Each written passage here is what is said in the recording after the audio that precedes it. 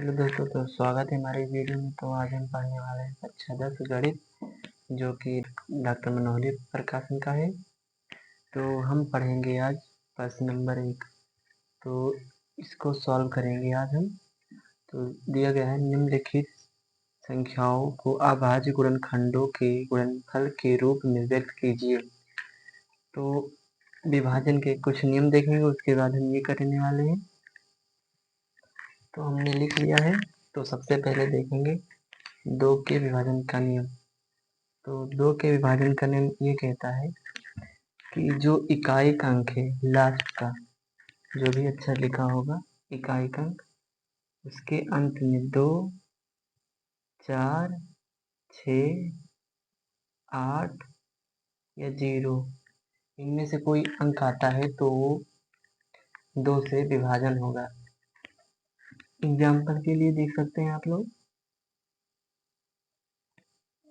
1, 2, 2, 4, अभी हमारा 2 से विभाजन होगा। और यहीं पर एक और एग्जाम्पल देखते हैं 1225। तो ये हमारा इकाई का अंक 5 है, तो ये हमारा 2 के विभाजन का नियम नहीं कहलाएगा। और यहाँ पर हम इकाई का अंक देखेंगे तो 4 है, तो इसे हम 3 का इकाई का अंक देखेंगे तो इसमें क्या होगा, सभी संख्याओं का जोड़ होगा, अंकों का जोड़। जो भी अंक लिखा रहेगा, जितने भी अंक रहेंगे इसमें, उन सबको हम जोड़ देंगे, अंकों का जोड़। अब इसका मतलब क्या होगा, इसका मतलब होगा, एग्जाम्पल के लिए देख सकते हैं, हमने यहाँ पर कोई संख्या लिया है जो है 2, 5, 2, और हम इन तीनों को जोड़ लेंगे आपस में। तो जोड़ने के बाद हमारा आ जाएगा 9। तो हम 3 से फिर इसको भाग कर देंगे तो ये हमारा कट जाएगा। तो इससे पता चलता है कि हमारा संख्या जो है वो 3 से विभाजन होगा। और फिर 5 का विभाजन कर हम देखते हैं। 4 का हमने इसलिए नहीं बताया क्योंकि 4 ही हमारा 2 से विभाजन हो जाता है। तो 5 के विभाजन का नियम देखेंगे।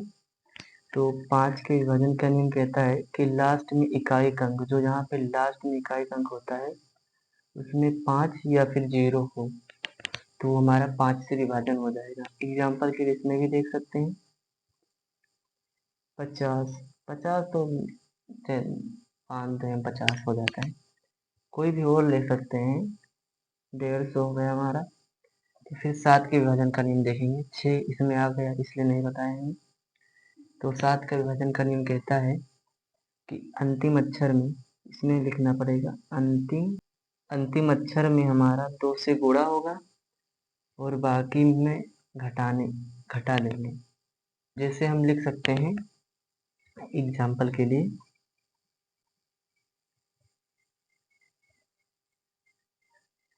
4, 8, 3। तो जो इकाई अक्षर होगा वो हमारा अंतिम अक्षर होगा। तो इसमें हम 3 से गुणा करेंगे, 2 से गुणा करेंगे। तीन तीन जो भी अंक है, 3 हो, 4 हो, 5 हो, उसमें केवल 2 से गुणा करेंगे। और जो गुणा करने के बाद आएगा, जैसे इसमें 6 आया तो हम 6 को घटा देंगे। तो 48 माइनस 6, तो हमारा हो जाएगा 42। तो 42 विभाजन हो जाएगा इससे। तो इसका मतलब ये पता चलता है कि ये जो संख्या है वो 7 से विभाजन होगा। 9 हमने गलती से लिख दिया है, लेकिन 9 हमारा जो है वो 3 से विभाजन हो जाता है। क्योंकि सॉरी, इतना नहीं आपको दिख रहा होगा, बट आप दिख रहा होगा, मैंने केवल समझाने पे ध्यान दिया था। तो उल्टा 2 जोड़ने का मतलब है, जैसे कोई संख्या लिखा जाए, जैसे एग्जाम्पल के लिए 121। 121 है, अब हम इसको उल्टा 2 जोड़ने पर बीच वाला छोड़ दें और इसको जोड़ दें, उसके बाद आएगा हमारा 2, फिर जो है उसमें घटा दें। अगर घटाने के बाद 0 आ जाए तो हमारा 11 से विभाजन होगा। तो ये रहा कॉन्सेप्ट, और हम सॉल्व करने वाले हैं एक्सरसाइज। तो पहला क्वेश्चन स्टार्ट करते हैं। तो इसे अभाज्य गुणनखंड के रूप में व्यक्त करना है, जो कि दोबारा भाज्य ना हो। तो स्टार्ट करते हैं। तो हमने क्वेश्चन उतार लिया है, तो फिर स्टार्ट करते हैं। 140 का हमें अभाज्य गुणनखंड करना है। तो सबसे पहले 2 से काटेंगे तो 70 आएगा। फिर 2 से काटेंगे 35 आएगा। फिर 5 से काटेंगे 5 सत्ते 35। फिर 7 से काटेंगे, फिर 7 से काटेंगे तो खत्म हो जाएगा। फिर इसको हमें अभाज्य गुणनखंड के रूप में लिखना है। तो इसको सबसे पहले लिखेंगे 2 गुणे 2 गुणे 5 गुणे 7, ये हमारा हो गया आंसर। या और करके आप अथवा करके और भी लिख सकते हैं घात में 2 घाते 2 गुणे 5 गुणे 7। तो चलते हैं दूसरे क्वेश्चन पे। तो हमने दूसरा क्वेश्चन लिख लिया है। तो सबसे पहले इसका अभाज्य गुणनखंड निकालेंगे। तो ये सबसे पहले 2 से कटेगा तो 78 दूनी 156। फिर 2 से कटेगा, फिर 39 दूना 78। फिर अभी 3 से कटेगा तो 13 तेरह 39। अभी 13 से तो 13 का 13। तो इसको अभाज्य गुणनखंड के रूप में लिखेंगे 2 गुणे 3 गुणे 13। तो हमने बताया था और करके आप घात में चढ़ा सकते हैं, घात में करके लिख सकते हैं। तो 2 का घात 2 गुणे 3 गुणे 13, ये भी हमारा आंसर हो गया। तो पहले का तीसरा क्वेश्चन चलते हैं। तो इस बार आवाज़ थोड़ा स्लो होगा क्योंकि माइक्रो वायरलेस का चार्जिंग ख़त्म हो गया है। तो वायर रूम थोड़ा अल्ट्रा कर लेना। तो हम तीसरा क्वेश्चन करने वाले हैं जो कि दिया है हमारा 38-25। तो ये हमारा सबसे पहले इसको हम 3 से विभाजन करेंगे। तो 3 एकम 3, 3 दूनी 6 और 3 सत्ते 21, 3 पचे 15। अब फिर हम इसे 3 से विभाजन करेंगे तो 3 चौक 12, 3 दूनी 6, 3 पचे 15। अब हम इसे 5 से विभाजन करेंगे तो 5 5 40, 50 25। तो अब हम इस बार इसे हम 17 से करेंगे, नहीं 5 से हो जाएगा अगली बार। तो 5 एकम 5, तो 5 सत्ते 35। तो इस बार हम 17 से करेंगे तो 17 एकम 17। तो इसके अभाज्य गुणनखंड लिख देंगे।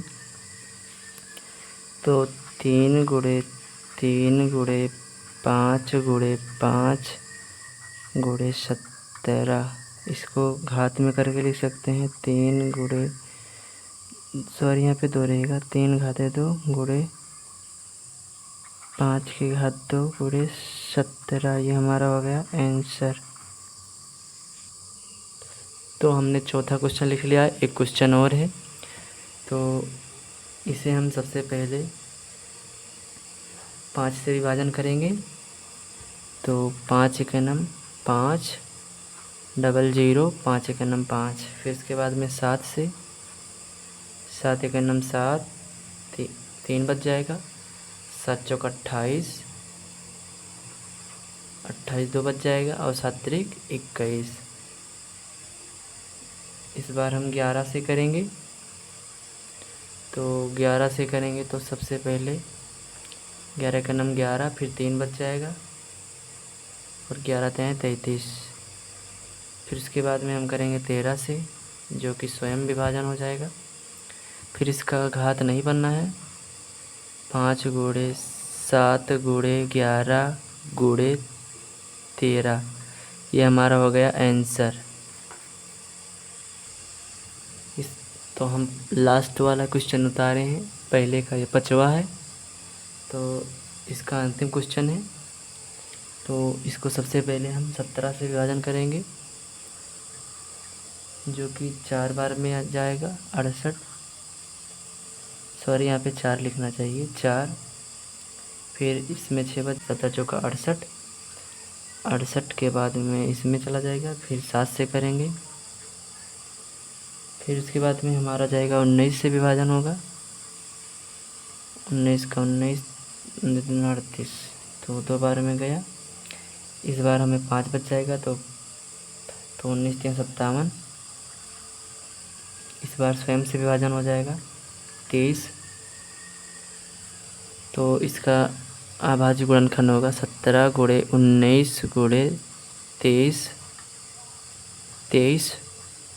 तो ये हमारा हो जाएगा आंसर। एंड वीडियो पसंद आया होगा तो लाइक कर देना और शेयर कर देना और सब्सक्राइब कर लेना, क्योंकि आपके लिए कह रहा हूँ नेक्स्ट पार्ट आ रहा है वीडियो का, क्योंकि वीडियो बहुत लंबा हो रहा है। तो तब तक के लिए बाय बाय। तो तब तक के लिए बने रहिए चैनल के साथ, मिलते हैं नेक्स्ट वीडियो के साथ।